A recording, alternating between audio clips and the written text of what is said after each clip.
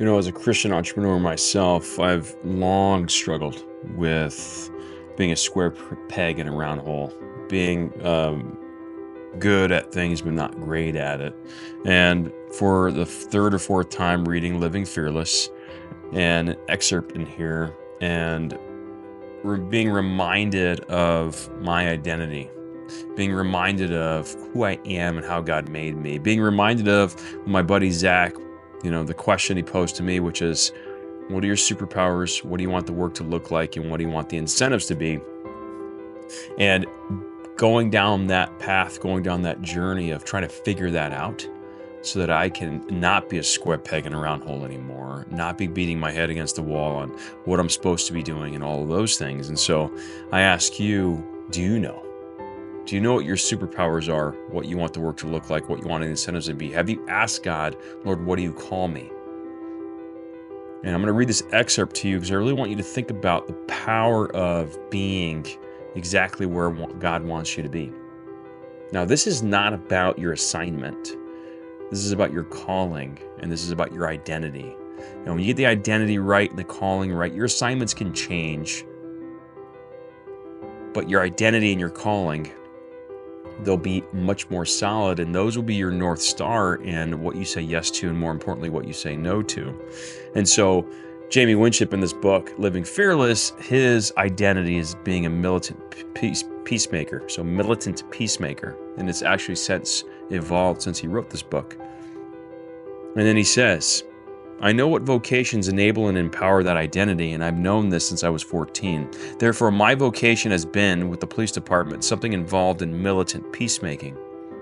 That makes sense. I chose a vocation in the range of the identity of militant peacemaker. When I pick a vocation in that identity, I'm really, really good at it. It's easy to think this way. Conversely, if I pick a vocation, listen to this, if I pick a vocation outside of that identity, I'm going to be unhappy and frustrated. I'm not going to be good at it.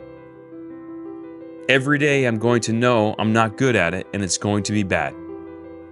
I can go to church and I can pray, but it's not going to make it better because I was not made to do whatever it is I'm doing outside of my identity. Do you hear that? I'm going to say it again. I was not made to do whatever it is I'm doing outside of my identity. Then he says, I told the driver, he's talking about a taxi cab driver, I told the driver I was a police officer, then I got promoted a lot, then I got recruited by the government, and then I went overseas. My militant peacemaking started small and kept expanding professionally, spiritually, up, up, up. The gates of hell could not stand against it. The gates of hell could not stand against it. The gates of hell could not stand against us moving in our true identity. It cannot stand against us moving in our true identity. Listen to that, hear that. But if we take one step outside of that identity, we're done, we're finished, it's over. And so I encourage you to be thinking about who you are. Who does God say that you are? What are your superpowers? What do you want the work to look like? What do you want the incentives to be? What does He want it to look like? And be going in that direction. And I'll end with this. This is why we're having an event at the end of this month called Leadership Breakthrough Live, where I teach you key tools to know yourself so that you can then lead yourself in the direction that you are meant to go.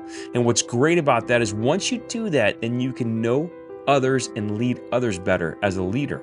But you can't do that. You cannot give what you don't possess. You cannot do that until you know yourself well, and then you can lead yourself in that direction. So if that sounds interesting to you, just comment webinar, and I'll send you a link to the upcoming event in a few weeks. Take care.